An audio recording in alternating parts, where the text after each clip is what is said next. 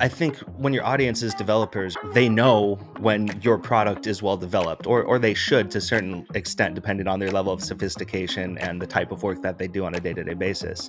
Hey everybody, this is Jack from BitReach, and you're listening to Scaling DevTools, the show that investigates how DevTools go from 0 to 1. If you're anything like me, you probably spend a lot of time wondering, how can I become more popular with developers? Today's guest, Brandon West, may be among the most qualified people on the planet to tell you how. Brandon joined SendGrid in 2011 as their first developer evangelist and helped them become the default email API. Brandon was also a leader in DevRel at the biggest developer tool of them all, AWS. Brandon has also worked with two other developer-focused startups, including CoScreen, which just got acquired by Datadog. Brandon, thanks for joining us today. Hey, Jack, thanks very much for having me. I'm glad to be here and excited to talk about DevTools and DevRel. Brandon, what does DevRel look like at startups at the earliest stages? DevRel looks like a lot of different responsibilities at an early stage company. I think that's true of any role at an early stage company. When you've got 7 or 8 people, everyone's doing a little bit of everything. But especially for developer relations early on at startups, you are going to have an outsized impact on the roadmap and the trajectory of the product. And that's very important because you are out there in the field connecting directly with the people that are going to be deciding whether or not your tool is useful and worth spending money on. The thing that I think a lot of early stage startups get wrong if they're going to invest in DevRel is they try and polish up the product and make it really ready for prime time before they get out in the field and demo it. And I think that is a huge mistake. If you're early stage startup at DevRel, you have to be comfortable with representing a product that's not quite done yet because you are a startup. You're running experiments, you're iterating, you're trying to have those conversations with your customers to figure out what you should be building, what's working and what's not. So early on at DevRel, spending a lot of time with the product team is very important. A quote I love from you. These are your words. Playing in a shitty metal band helped prepare you for demoing products which aren't ready for prime time yet. And to be fair, the band got less shitty over time. We were new when we started. A good group of guys. It just took some practice and iteration, experimentation. But if you don't get up on stage and play the songs that you've been writing in the basement, you never know which ones make the audience get up out of their seat and react and have emotion. And it's the same sort of thing with the product that you're building. If you don't take it out into the field and see how people react to it, you won't know if you're on the right path. So I think you have to have a thick skin to do this early on. It's a much easier job to do when you're standing on top of a brick of gold and everyone loves the product that you're doing, but it takes years of hard work to get to that point. I love selling bricks of gold. It's a great way to put it. Everyone wants to have that job, and it's great when you get to that point, but like I said, it takes a lot of time and effort. And I think that's one thing. If you're looking at a DevRel job, you're considering what size company to join and whether you want to be on the product or the marketing or the engineering side of a company, because DevRel can work in all of those departments. How much of the product you want to have your hands on is going to have an important part of that decision. If you want to have your hands on the product a lot more, a startup is going to work a lot better than something where there's big efficient machinery to make sure all the products are ready to go to market, and then you're there to be the spokesperson. One of the things that you've mentioned previously to me is about content and what content looks like at that earlier stages. What you mentioned was building engineering credibility. I think when your audience is developers, they know when your product is well developed, or they should to a certain extent, depending on their level of sophistication and the type of work that they do on a day-to-day basis. And so one of your jobs is to make sure that they see that you are doing things the way they would want them to be done, or that you're using best practices, that you are caring about security from the very beginning of building your software, that you're going to do things in a scalable, highly available way, in a way that makes sense for the stage of your startup or your business. You don't need to build things for a massive scale right away. And if you do, you'll get it wrong. But that's part of engineering credibility too. I think a good developer knows that. And if they see you over engineering things, they're going to wonder why you're doing that. Content early on, you're trying to do a lot of things. You're trying to demonstrate that you have smart people on your team that are building really cool things. That's one, to show your expertise, but also to hopefully get some of those smart people to want to come build those things with you. And they'll be like, wow, that team's working on really awesome stuff. So that's a great recruiting lever. And then the other thing is just for ongoing brand trust and awareness. You want to have the people that are ultimately deciding whether to use your dev tool associating you with doing tough things and working on interesting engineering problems. The nice thing about that is it leaves the door open for all kinds of content. No matter what you're building, you have stories to tell that can help you achieve these goals.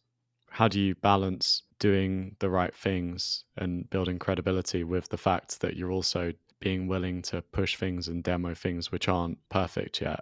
From a content perspective, especially early stage, there are some foundational things you need to be doing, which is laying the groundwork with SEO kind of focused content, stuff that's going to bring eyeballs to your brand, just so people know your logo and that you exist, even if they weren't actually looking for your product. You have to do those sorts of things while you're also going out and doing the more specific focused things that are about your product and your personas that you're trying to connect with. And one thing that worked really well for us at SendGrid was we were able to connect those things. We would go to hackathons, tell people about this transactional email delivery solution that we had, help them build things with it, and then see all the problems they would run into. And then that would become one, feedback for the product team, but then also content. If we had to explain over and over again what a webhook was, well, that was fertile ground for awesome content. And so I think right now, if you search what is a webhook, you'll probably still get SendGrid's blog at the top of that results page, because our dev advocate, Nick, did an awesome job explaining it. And it was a great mixture of need from the field and timing and just really well executed content. It wasn't directly related to SendGrid, but part of that article is then like, okay, here's how you can implement these concepts using SendGrid's inbound email webhook. It's share the knowledge first, educate people, make them better at what they do, and then demonstrate how to implement those things through the thing that you're trying to sell. You mentioned content there. A couple of years ago, I was building an app that needed some emails, and I started searching around on how do I implement emails, transactional emails. And every piece of content, Stack Overflow answer seemed to point me back to SendGrid. It's a bit of a juggernaut now, does hundreds of millions of dollars every year. But you were one of SendGrid's earliest employees. What was it like when you were at SendGrid? That's certainly true. I think we had a lot of challenges, and I think every startup has several days where their startup might have ceased to exist if some things had gone slightly different. And we certainly had those moments at SendGrid. Just to give an example of how rough some of these edges were when we were out demoing this in the field, you could send an email via unauthenticated HTTP request that had credentials in the query string, just in plain text in the parameters in the URL, and that would make an email get sent at the very early days of the API, which is clearly a huge problem for spam and those sorts of things. But those are the types of things where the pain point that we solved for developers was so strong that those were the sorts of things where we launched and then just moved quickly to clear those up. But I'll give an example of how you have to have a strong relationship with the product team early on, and how they have to be receptive to the things you're experiencing in the field. And that's because, spam to a company like SendGrid is an existential threat. If spammers compromise your network, they can destroy the reputation of all of your email sending IP addresses, and then the legitimate email doesn't get delivered, and then everything that you promised to your customers is a lie. We had this process early on of vetting customers basically manually. So any new account would sign up, and then we would have support people go do a background check, really make sure the business was legitimate, that there was no funny business about IP versus where they said they were based or any of that kind of thing.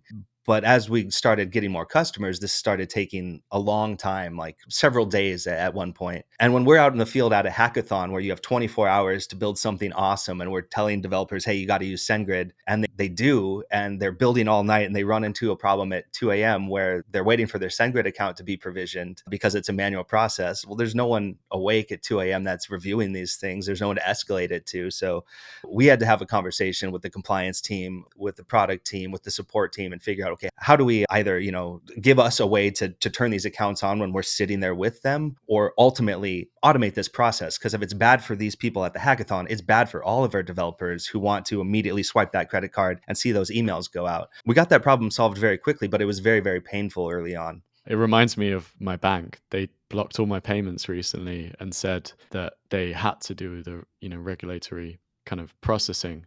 And I like what you said last time we spoke, where you said, well, that's it's not the customer's problem that you Yeah. have to go through this. It's absolutely true. If those are the types of things where some people would call that shipping your org chart, maybe, right? Where we have this set of people who do this thing as their job, and then they work from these hours, and all of a sudden the customer can only get their results during those hours from those specific people. It's never a good idea to be shipping your org chart. Anytime you see something like that, where you're taking something that's a pain point for you and putting it in front of the customer, it's time to reflect and say, okay, what can we do better here? And sometimes the customers will very much let you know. I remember I was at my first hackathon demo in Portland, Oregon, 2011 or maybe early 2012. And I was a couple minutes into my pitch on what SendGrid is, why you should use it, giving a quick demo, and a hand shoots up from the audience. I'm like, well, I didn't ask for questions. I'm kind of in the middle of a flow here, but what you do, what you got to do. I said, okay, what's your question? And this guy just kind of roasted me. He was like, kind of an important tech person. His Twitter handle was one character long, kind of an early adopter type person. He starts telling me about this project that his friends had built, which was called Foursquare, and 7 years ago. And the idea was that it would look at where you checked in on Foursquare, what you posted on Twitter, what you posted on Facebook, a year ago, 2 years ago, 5 years ago, and surface it to you in your inbox. So you could say, wow, this is cool. And this eventually became Time Hop. But they were early on, they had used SendGrid and they got blocked for spam, or the IP that they were sharing with someone got blocked for spam. And this guy just wanted to know how I was going to fix it and make sure this didn't happen again ever in the middle of my first product demo. And I'll tell you what, that definitely motivated me to go build those relationships with the product team to make sure that we got those things solved, because I wanted to have that job where I was selling the shiny bricks of gold to developers and not having to deal with the hecklers in the audience during my API demos. Could you actually touch a little bit more on what that relationship looked like with the product team? It's a little bit difficult because early on there wasn't a product team. We had DevRel before we had product managers by a decent number of months. So part of that was working closely with the engineering org, with the founders. We had 3 developer founders that had their hands pretty deeply connected to the product or on the early days. So a lot of that was just taking what we were hearing in the field and advocating for those developers internally. And that's one thing I think people have to understand about developer advocate, is that you're advocating to developers, but you're also advocating for them. Similarly, you can use the developer part of that title as a descriptor of yourself if you are developers who are advocates, and also for your audience. You have to kind of understand how you think about the world. And that's why when people talk about titles, especially in DevRel, the conversation usually goes off the rails. But there's so many different ways to think about what those words mean, even when you just have 2 of them, that it's important that you take the time to be thoughtful about it. A lot of that is just saying, okay, here's actual customer anecdote, and anecdote in aggregate becomes data. And then you take that data back to the decision makers and you say, here's what we're hearing. Even better is if you can say, okay, we're getting all of this data, all these complaints about our API. If you can somehow say, and here's the downstream impact that has on customer retention, or ultimately dollars that you're making, you'll have a very, very strong case. And I did that at some point at SendGrid, where it was very scary, but I became the product owner of the entire API for a 6-month period while we were trying to figure out how to make it from version 2 of the API into a new version that would incorporate all of the years of feedback we'd been hearing in the field. It took a long time to get to that point where you have that trust and people say, okay, you as a developer relations team can go own these things and actually run these products. At a startup, though, it's super important. And it obviously didn't put you off working at startups, because you're now one of the first, or the first, developer evangelist, CoScreen. I joined CoScreen last year. I think I was the 8th person on the team when I joined, so very early stage. CoScreen is a collaboration tool. So it's simultaneous screen sharing across multiple users and platforms. If you have 3 people joining a CoScreen session, one's on Mac, one's on Windows, everyone can share a window at the same time. They're all interactive. I could be sharing my IDE, someone else could be sharing their terminal window, someone else could be sharing a dashboard from Datadog or whatever it might be to help debug a problem. That was really cool. It was definitely a different challenge because I'm used to representing things that developers get their hands on directly, API platforms. CoScreen, you can use it for anything. We've had people use it for music production that they're collaborating with people on. People use it for teaching in classrooms and that kind of thing. But really, we've found the most success with pair programming and technical onboarding and kind of this remote incident response use case from technical users.